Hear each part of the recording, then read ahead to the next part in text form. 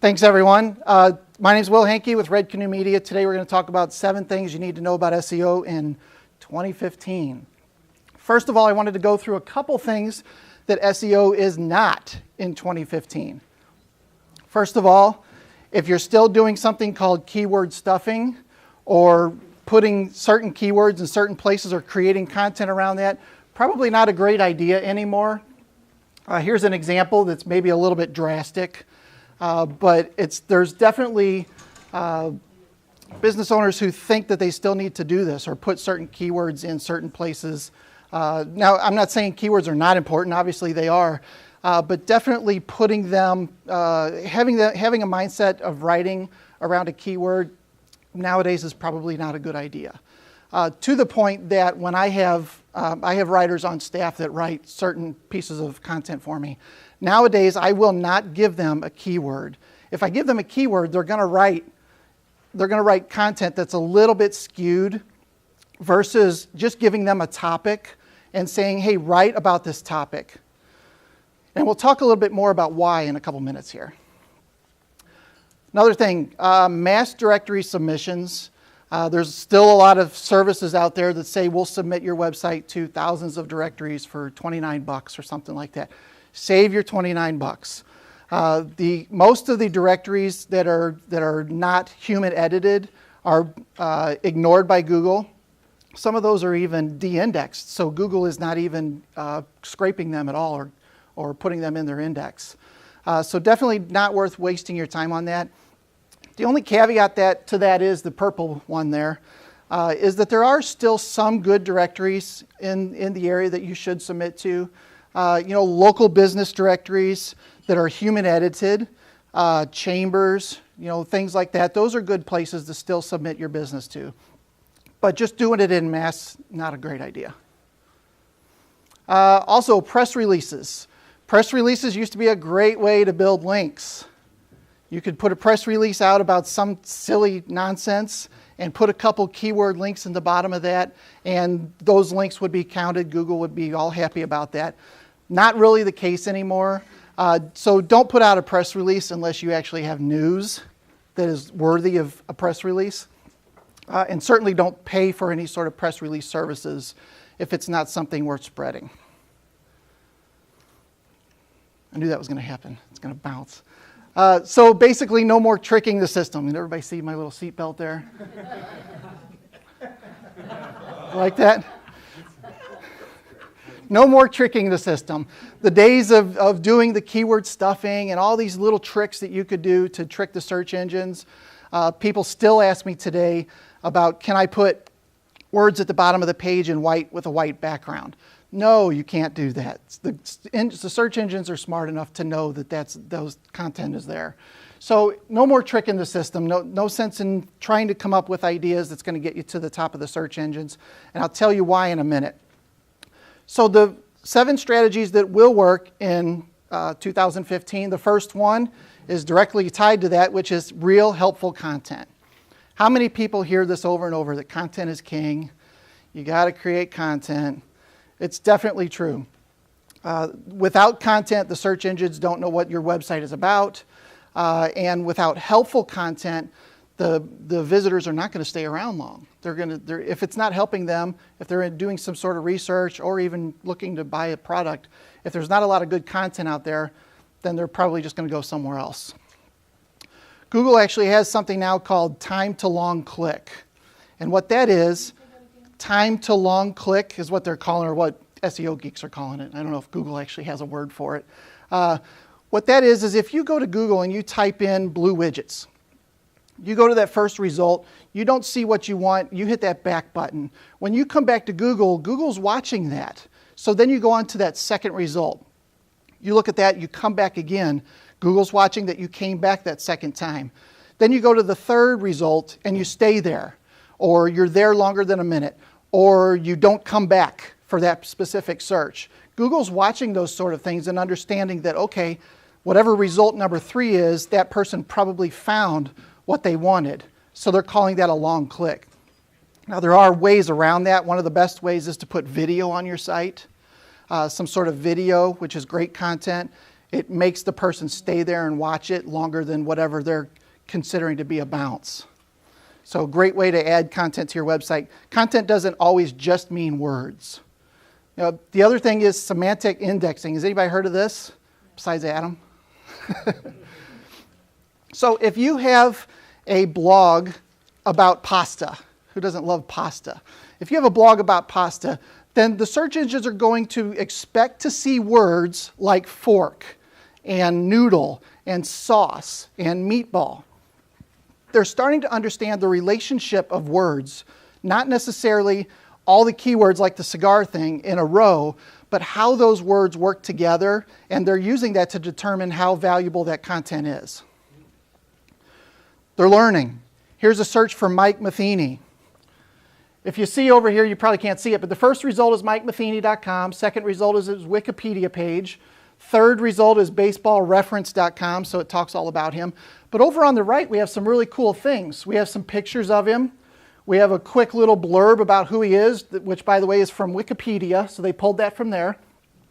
Here's when he was born, his weight, his team, his spouse's name, his education, and his children's name.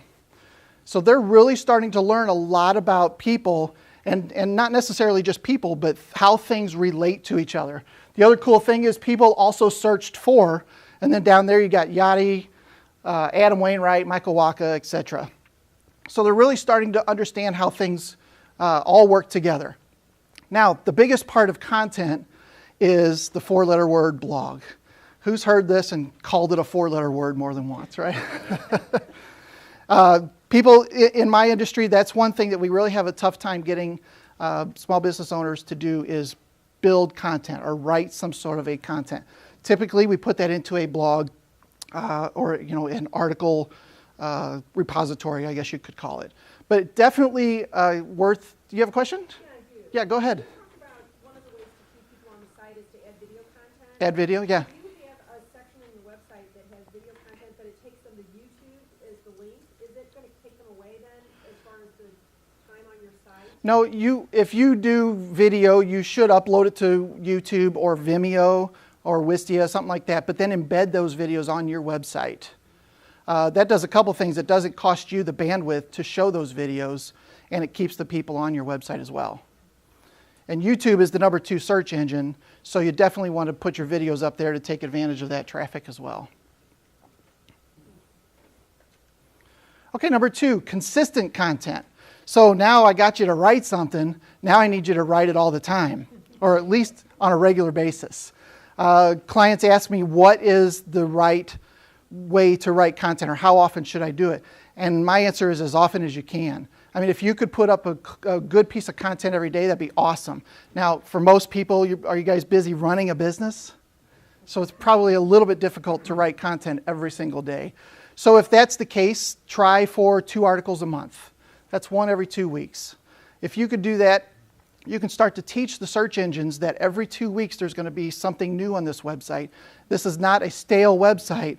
Then those things are going to work in your favor. So, we can see here the difference between a stale website and a fresh website. Beyond just the frequency at which Google crawls those websites, if they know that there's going to be fresh content on a regular basis, they're going to crawl those sites quicker and more often. Yes? Does answering questions count as fresh content? Yes. If you have an FAQ, for instance, instead of having one page that's an FAQ, break that into 10 pages. Put the question there, answer the question as a separate piece of content. Yeah, that's a great way to do it. Mason always talks about the should ask questions as well. If there are questions that your clients should ask or your customers should ask but don't know they should ask, those sort of things should be put up as a separate blog as well. And there's other people out there that are researching these things. So if you get 5 phone calls with a certain question all the time and you answer that online, you may have answered that question for 500 people that are researching that same thing. They're just not calling you. Stephen? Yeah. When we were writing articles once a week, our website visitors were over 200 a day and growing. Right. And then we cut it back bounce rate's gone up, visitor now is down to 50, and time on site is less. So Yeah. you gotta, and when we were doing consistent blogs, you know, around neuroscience and all that, it just kept growing. Then Yeah. we got lazy. Yeah, So I've come to now know that is my job. right. That is my job to write good, consistent quality. Yeah, it makes you the subject matter expert, whether you are or not. If you're answering the questions that people are asking online and they come to your website, they see your branding, then you're immediately the subject matter expert on that. Okay, number 3, link building. We doing okay on time? Yeah. Okay. Yeah, if you guys would hold your questions till the end, that would help. Okay. Number 3, link building and unbuilding. Sounds a little crazy. There is a difference between good and bad links nowadays. It used to be that get as many links as you could. Now there's a difference. Good links are links that are related to your industry, business directories, for instance, chambers, things like that. Any other website, maybe vendors, things that are obviously related to what you do. Those links are great. They boost your overall value. And you know, here's another thing, a great idea is to build great content. I might have already said that. I'm not sure. Yeah. But if I didn't, build good content. People will just naturally want to link to that content because it's good. Okay? Bad links are actually now hurting a lot of people. So if you in the past submitted to a ton of directories or porn sites or pharmacy sites, you shouldn't have done that. But if you did, those links can actually be counting against your website now in your overall rankings. And there's an entire industry now built around repairing bad link profiles. Number 4, make your site function well. This is a really good one. I got a picture here of a well-oiled machine is what I like to say.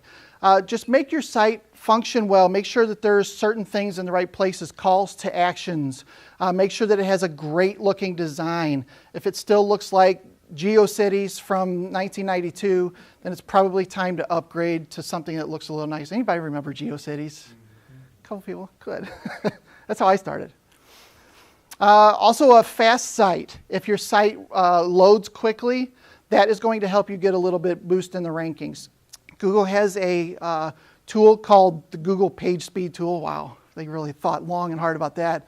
And this is an actual tool you can plug your domain name into, and they will tell you how fast your website is responding, and then they will give you suggestions on things that you can fix.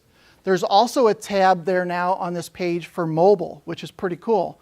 So you get desktop type results, and then you can also get results of what a mobile person would see and how the difference in load time is for those sites.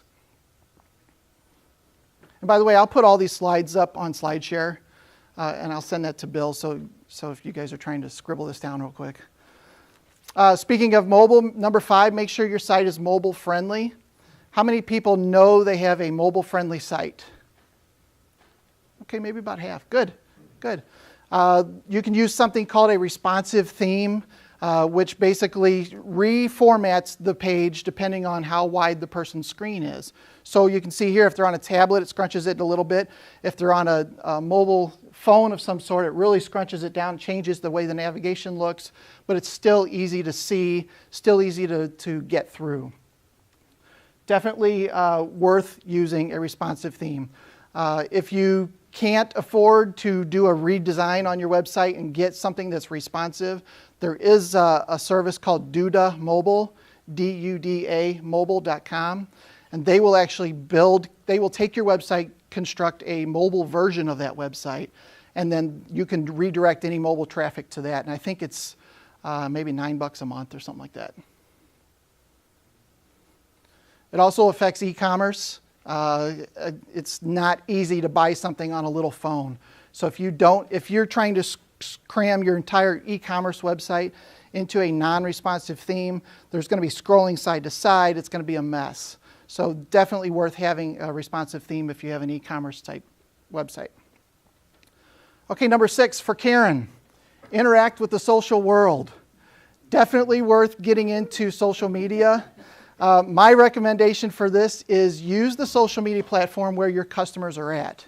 If your customers are not on Twitter or the demographic doesn't match, then there's no sense in you really wasting your time or money there.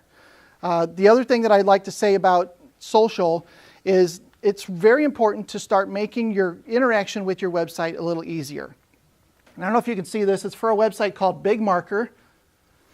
And instead of just the typical sign up for an account, which they have over here on the right, which is what we're used to doing, put our name and our email in there, they're also offering people to sign up with Facebook, Twitter, and Google+. I bet one person hit Google+. That's probably about it. No. Whatever people are comfortable with, if this website is really making it easy for people that are very comfortable with whatever platform.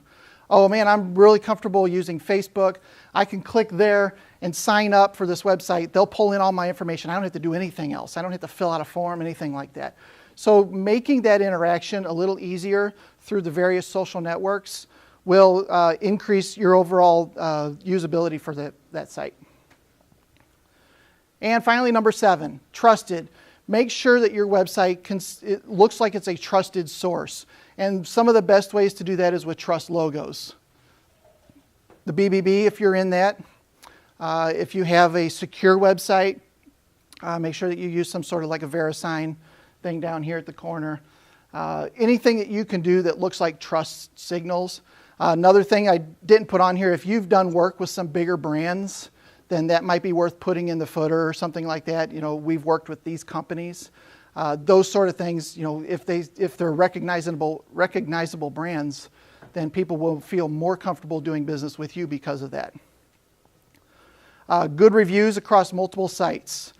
Now, what I don't say here is good reviews on your website, like testimonies.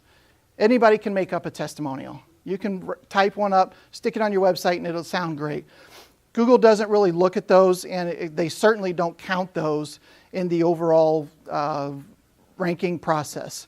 What they do like is reviews on other websites about your business. So if there's reviews on Yelp or Yahoo Local or City Search or any of these other websites, Google has their own review system as well. They look at all these different reviews around the web to consider how strong your website is or how strong your overall business is, really. So definitely worth having reviews on other websites. A great way to get this done is something I do for Sunshine Drapery, is about a week after somebody gets some curtains in their house, we'll send out a flyer that says, we hope you really like your curtains. Please come back to our website and review us. And it's just sunshinedrapery.com/review or review us or something like that. When they come to that page, they're given several logos, kind of like we did with with this here. They're given several logos of Yahoo Local, Google+, all these different places that they could go to review that specific business. That does a couple things. It spreads out the reviews, so we're not telling everybody to go to Yelp and do all the review, because then Google's going to see all of these reviews on one system all of a sudden. It spreads it out. It gives the person more, lets them be more comfortable with whatever system they like leaving reviews on. So it does some great things, and it looks a lot more natural that way. Okay, so let's review. Good content. I don't know if did I miss that one? Consistent content. Bad links versus good links. Good links go to heaven. Bad links go the other way. Make sure you have a well-oiled machine. Make sure everything's working correctly on your website. Make sure that it's mobile friendly.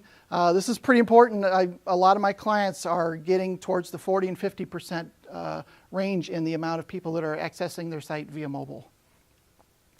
Make sure that you're social friendly, using interaction in the right places if you can.